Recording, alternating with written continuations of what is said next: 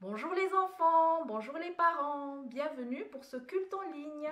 J'espère que tout le monde va bien. Moi, je suis contente de vous retrouver une nouvelle fois pour partager ensemble la parole de Dieu. Et je suis sûre que nous allons passer un super moment ensemble dans sa présence. Est-ce que tout le monde a sa Bible? Bon, je vous laisse quelques instants pour aller la chercher. Vous êtes prêts? Donc pour commencer, louons le Seigneur ensemble. Musique.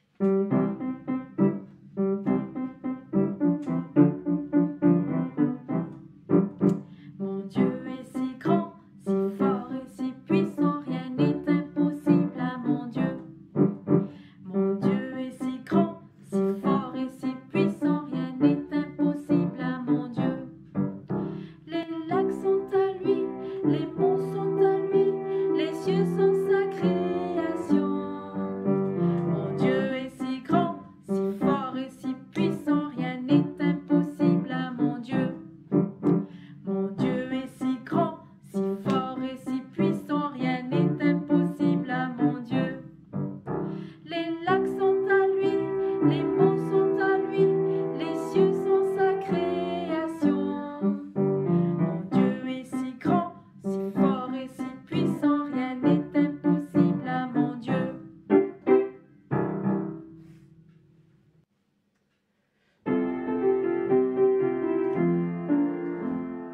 Jésus est le rocher de ma vie. Jésus est le rocher de ma vie. Jésus est le rocher de ma vie. Jésus est le rocher de ma vie. Jésus est le rocher de ma vie. Jésus est le rocher de ma vie. Jésus est le rocher de ma vie. Jésus est le rocher de ma vie. Il est en haut, en bas, devant, derrière, autour de moi. Il est en haut, en bas, devant, derrière, autour de moi. Il est en haut, en bas, devant, derrière, autour de moi. Jésus est le rocher de ma vie. Merci les enfants, merci Joanne. Bravo les enfants.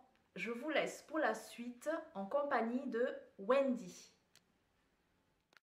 Amen, que c'est bon de louer Dieu. Et sans plus tarder, on passe tout de suite à la leçon d'aujourd'hui. Les enfants, vous vous souvenez que ces dernières semaines, nous avons parlé de la création? Eh bien, la création de l'univers et de l'homme nous montre la puissance de Dieu. Cela nous montre la grandeur de Dieu et combien il est capable de faire de grandes choses. Souviens-toi, juste par sa parole, Dieu a fait tout ce qui existe. Et oui, toute la création nous montre la puissance de Dieu. Mais qu'est-ce que ça veut dire exactement, Dieu est puissant ? Pour répondre à cette question, je te propose de faire un petit jeu avec moi. Le jeu est le suivant. Ce matin, une grosse tempête s'est mise à souffler.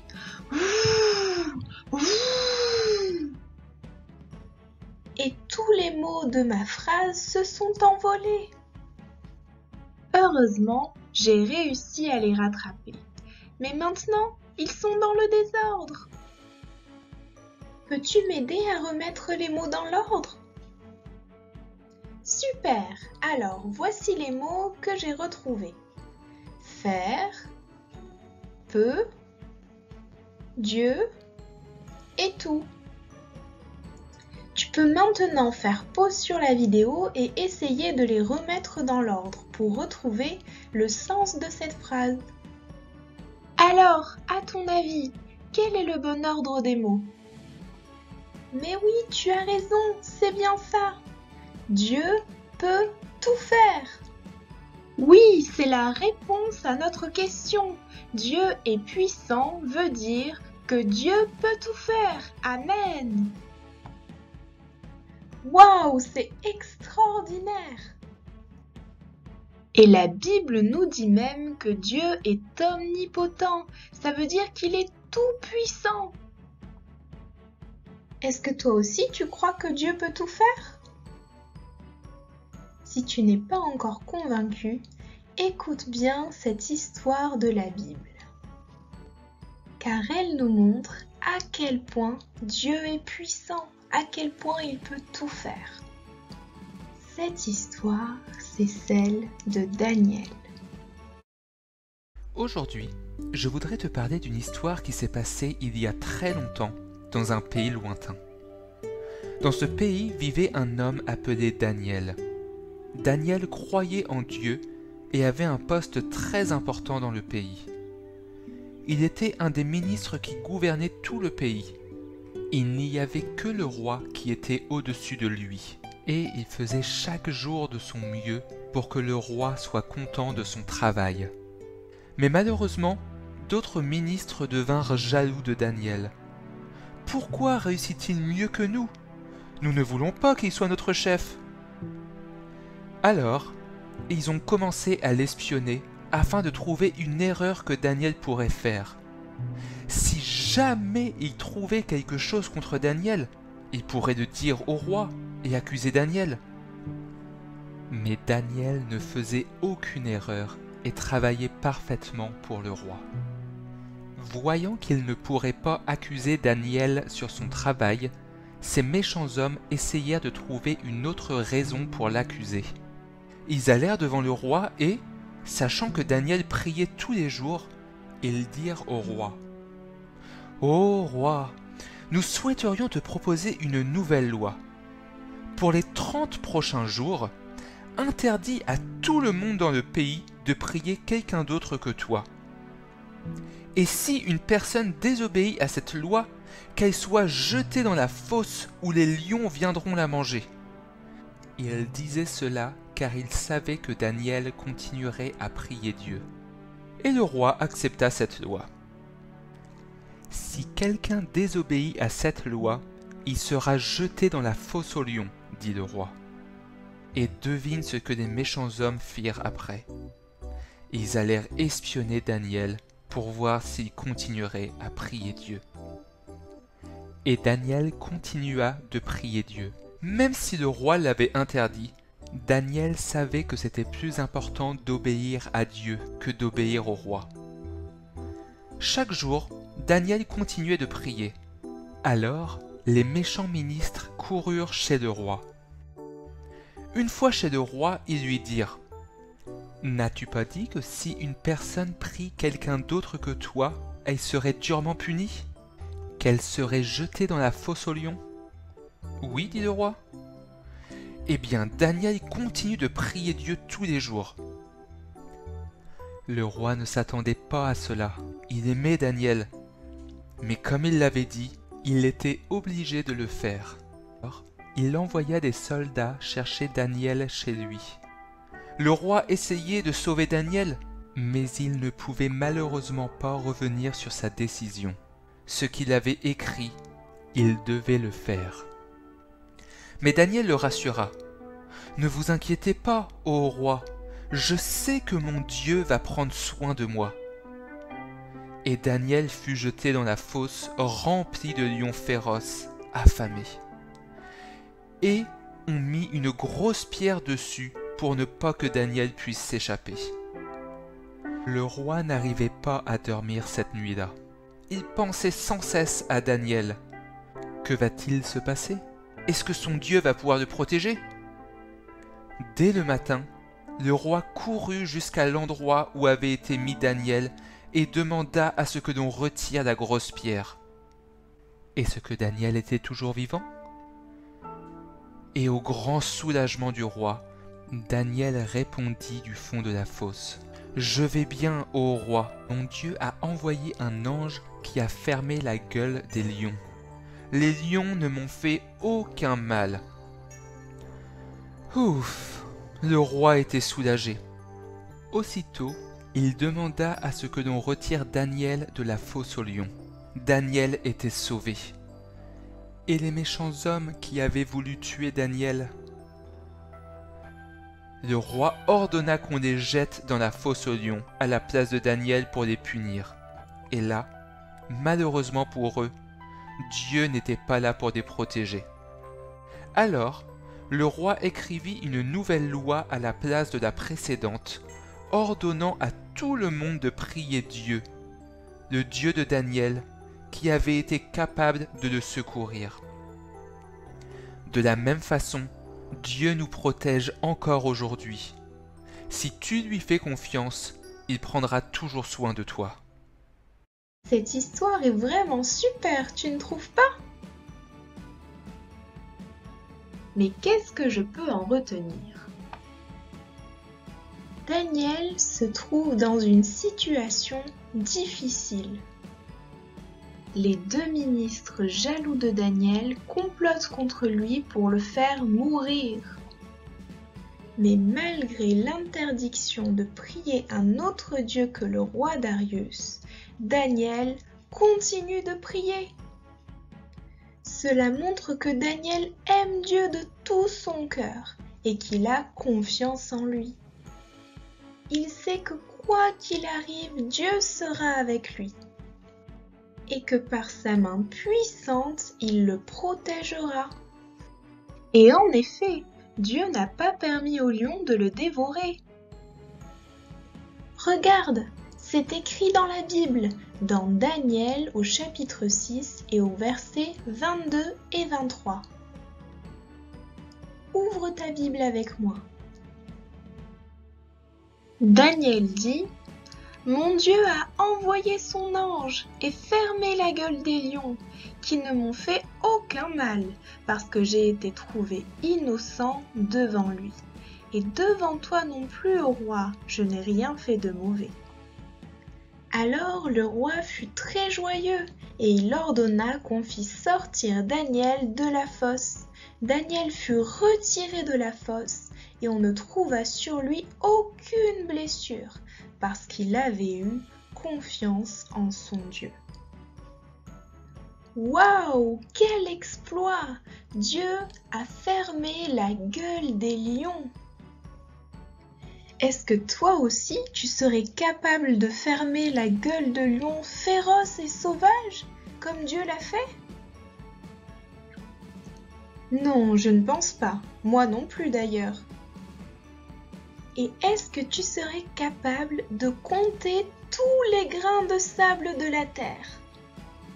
Non, je ne pense pas non plus. Il y en a beaucoup trop, c'est impossible. Ou alors, est-ce que tu serais capable de tenir entre tes mains tout l'univers? Et non, ce n'est pas possible non plus. Nos mains sont trop petites. Et oui, toutes ces choses sont impossibles pour toi et moi. Mais pas pour Dieu. Qui d'autre que Dieu peut tenir tout l'univers entre ses mains? Qui d'autre que Dieu peut savoir le nombre exact de grains de sable qu'il y a sur la terre? Et qui d'autre que Dieu aurait pu fermer la gueule de ces lions féroces et affamés? Personne d'autre que Dieu ne pouvait le faire. Même le roi Darius, qui était très puissant, n'a pas pu sauver Daniel. C'est Dieu qui a sauvé Daniel parce que pour Dieu, rien n'est impossible. Et comme pour Daniel, Dieu veut agir puissamment dans ta vie. Par exemple, Dieu veut te sauver. Dieu veut te guérir. Il veut t'aider quand tu es dans une situation difficile. Alors, souviens-toi bien. Nous aussi, comme Daniel, nous pouvons être amenés à rencontrer des lions dans notre vie. Mais Dieu veut aussi fermer la gueule de ces lions. Qu'est-ce que ça veut dire? Les lions, ça peut être toutes sortes de choses. Les problèmes que nous avons dans la famille, à l'école, avec les amis. Mais face à ces situations, à ces lions, nous devons nous attendre à Dieu. Lui faire confiance et croire en lui de tout notre cœur. Parce que notre Dieu est tout puissant et qu'il est capable de nous aider comme il l'a fait pour Daniel. Et oui, par exemple, Dieu peut te donner du courage, il peut te rendre intelligent, te donner de réussir à l'école. En fait, Dieu peut résoudre tous tes problèmes. Parce que Dieu t'aime. Tout le monde, un jour ou l'autre, peut avoir des problèmes. Et parfois, on est découragé parce qu'on a l'impression qu'il n'y a pas de solution. Mais voilà le secret. Quand viennent les ennuis, nous ne sommes pas seuls. Dieu est là pour nous aider et il est plus fort et plus puissant que tous nos problèmes. Non, rien n'est impossible à Dieu, alors faisons-lui confiance. Il est la solution à tous nos soucis. Parce qu'il est plus grand que toutes les difficultés et toutes les peurs que l'on peut avoir. Alors prions-le, restons fidèles et il nous accompagnera dans n'importe quelle situation. Ce qui nous amène à notre verset du jour. Ce verset, il se trouve dans le livre de Luc au chapitre 1 et au verset 37. Et il dit « Car rien n'est impossible à Dieu. » Amen. Prions. Quelle grâce, Seigneur, de connaître un Dieu si bon, si grand, si puissant. Merci car tu nous aimes. Et parce que tu nous aimes, tu déploies ta puissance pour nous protéger, pour nous guérir, pour nous aider lorsque nous avons des situations difficiles. Merci pour ce que tu fais dans nos vies. À toi toute la gloire. Amen. Et maintenant, place à l'activité. Voici notre activité d'aujourd'hui. C'est de fabriquer une tête de lion. Alors pour cela, vous aurez besoin d'une assiette en carton, de ciseaux et des feutres, couleur orange, marron et noir. Donc pour commencer, prenez votre feutre orange, vous allez colorer le centre de l'assiette comme ceci. Bon, je le fais en gros, hein.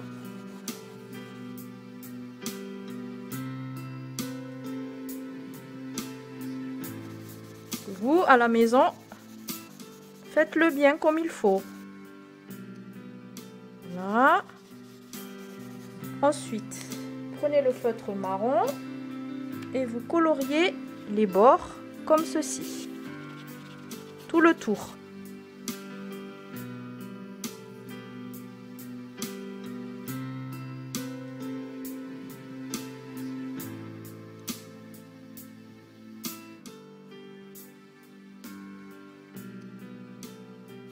Moi, je fais vite, mais à la maison, vous aurez le temps, hein. Voilà. Ensuite, vous prenez le feutre noir. Vous dessinez le nez, comme ceci. Comme ceci. Vous faites le nez, comme ceci.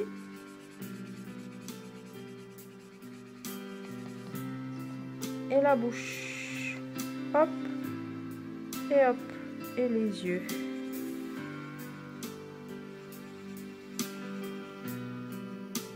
Vous dessinez les moustaches. Voilà. Ensuite, vous prenez les ciseaux et vous coupez les bords. Comme ceci. tout le bord, tout autour. Bon, si vous n'y arrivez pas, hein, vous pouvez demander aux parents de vous aider. Hein. N'hésitez pas.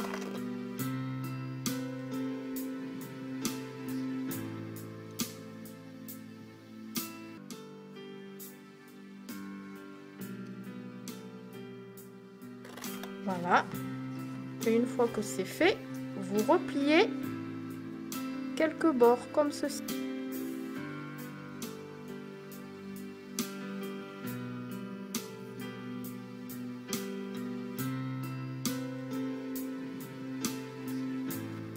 Voilà le lion. Et évidemment, derrière, vous pouvez écrire le verset du jour. Voilà, à vous de jouer maintenant.